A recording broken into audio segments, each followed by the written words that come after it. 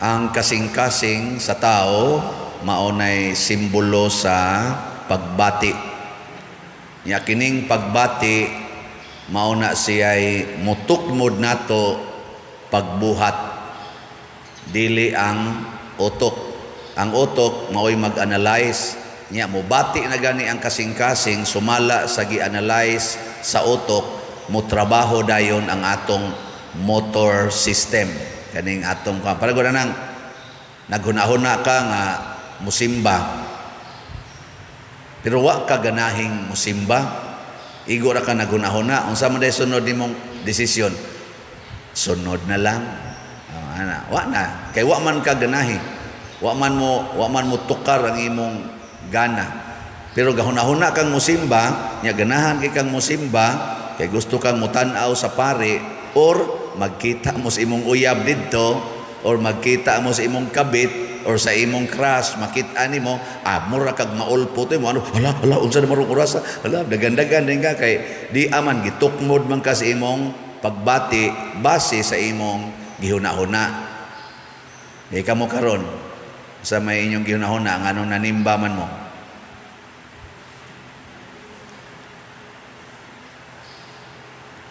Aron makakwarta, aron maayo sa sakit, daghan kay tag mga gihuna-huna, aron maing lawas, aron protektahan, posible.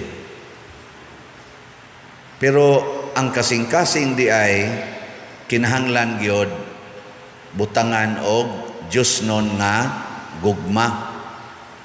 Kay kung mao na gyud maghari sa tong kasing-kasing ang Dios non nga gugma, nindot kaayo ang atong mga buluhaton o mga isulti. Muna, ang Ginoo gugma man, ang una gid niyang gibuhat, mao ang mga maayong butang. Tanang butang sa kalibutan nga gihimos Ginoo, maayo gyud. Gikas kinagamyan, ngadtos kinadak-ang butang. Pulos gyud maayo.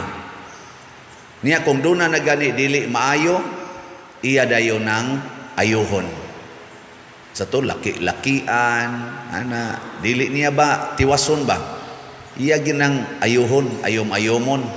Unya ang pinakamaayo nga gibuhat sa Ginoo, kita gyud nga mga tao, kita mao iyang masterpiece, kay naong gyud ta niya og kasamahan. Muna ang iyang gugma, og nahigugma man siya sa tanang kreasyon, labaw kaayo niyang gihigugma ang tao. Gilingi anay mong tupad. Ing na masterpiece kas Ginoo. Na masterpiece kas Ginoo. Nya mo ingon sa dena imong tupad, ikaw masterpiece sa demonyo.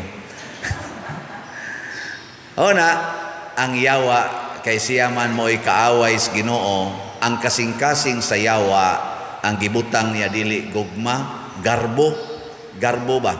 Muna kanang mga tao karon nga mga paggarbuhon, yawanon ang atong tawag ana. Nya kumusta man mo? Diyos non o yawanon? Kusga. Kanang dili dayon mo tubag, may pagkayawanon na. Gaduda pa ba?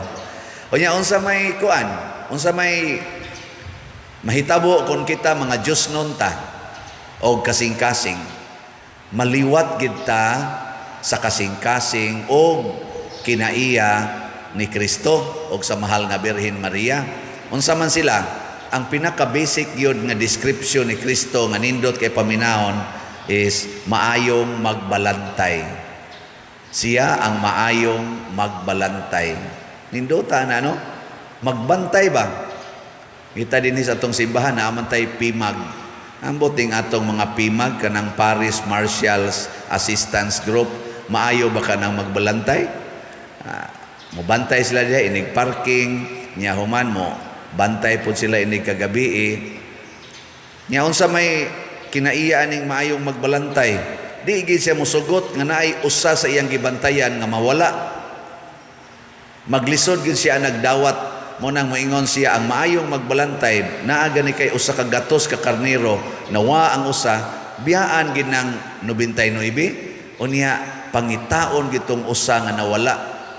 Nya ini kakita pagid niya maglipay, magpista na ana gipakita sa example ni Kristo ni adtong istorya sa prodigal son, nga pagbalik sa iyang anak nakaplaga na niya, nagpista siya, nangimbitar sa mga silingan, nagpista og maayo tungod kay nakaplaga niya ang iyang nawala nga anak or nawala nga karnero.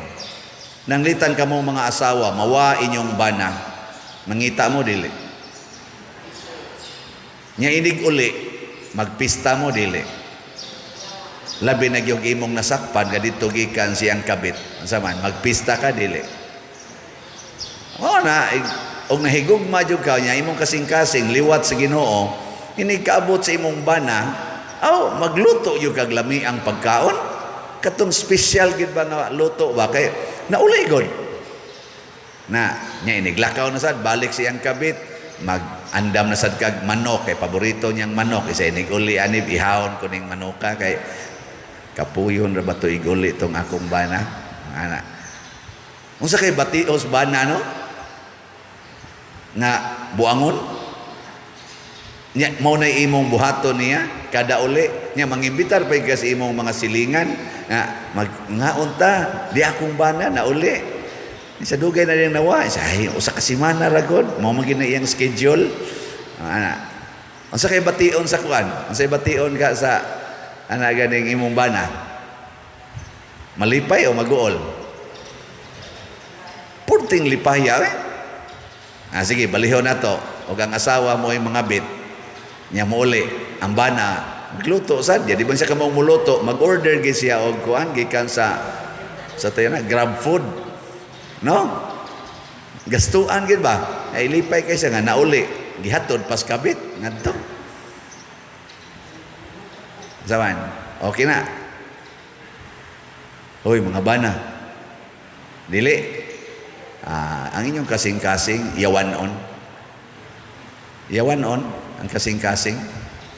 Muna sa atong ikaduhang pagbasa, gihisgutan ni San Pablo, actually nag-describe siya siyang kaugalingon. Kaya kanina manggod San Pablo, kaaway ni siya sa Ginoo, iyang gipanglutos ang nagtuos Ginoo. Unsa iyang analysis sa ikaduhang pagbasa?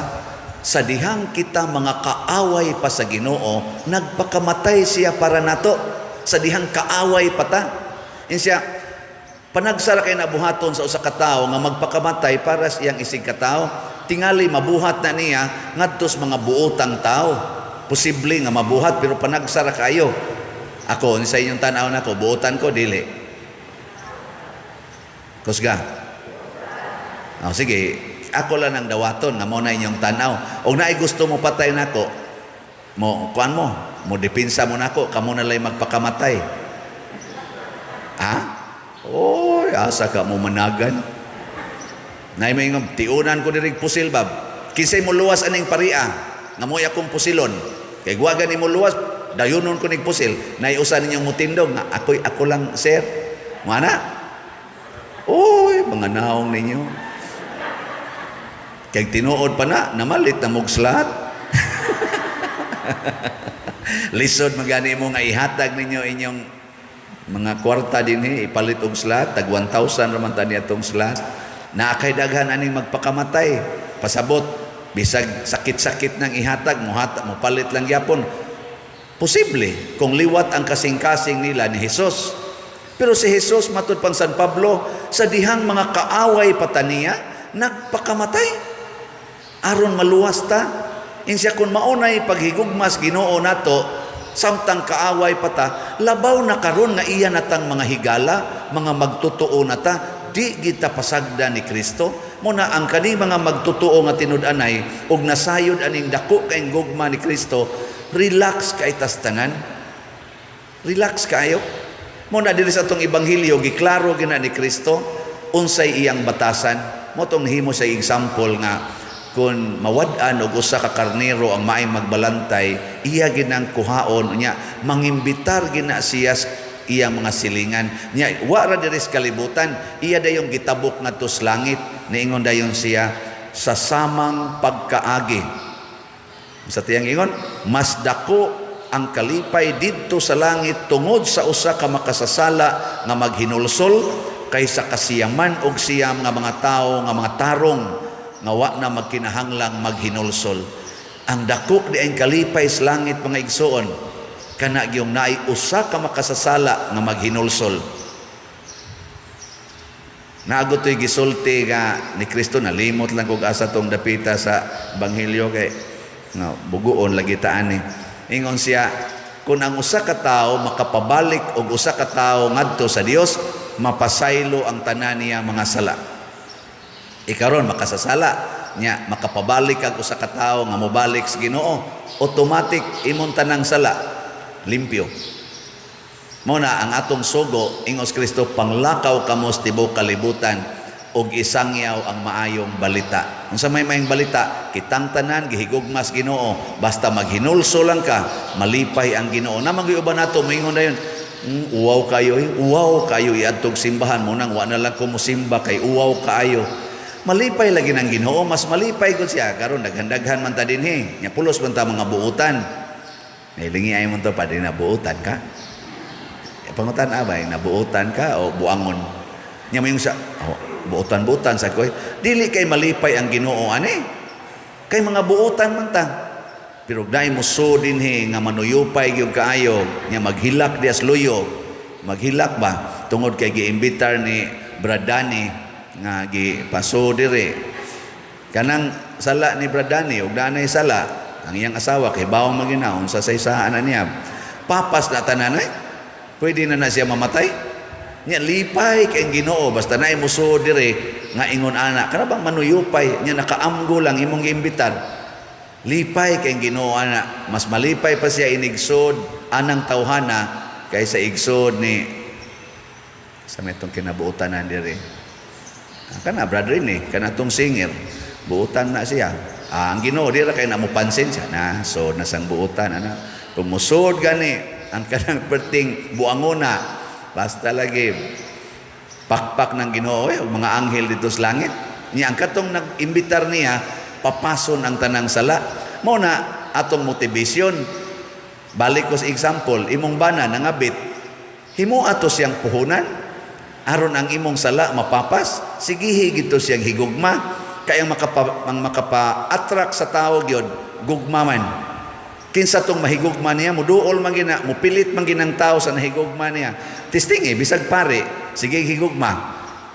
Pilit pero sige kontra. Maingon din ng pare, wa kay ayo. Bisag kinsa diya, sige higugma di ba mupilit na nimo, kamo maginikanan. Sige higugma yung anak, di ba magsige nagparaig. Sige hiog yaw-yaw. Idlas kay nastanan. Tinoo dili.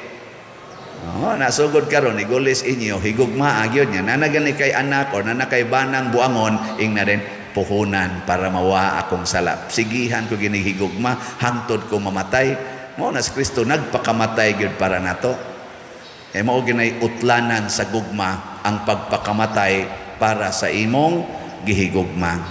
Sige manindog na ta mga mahigugmaon.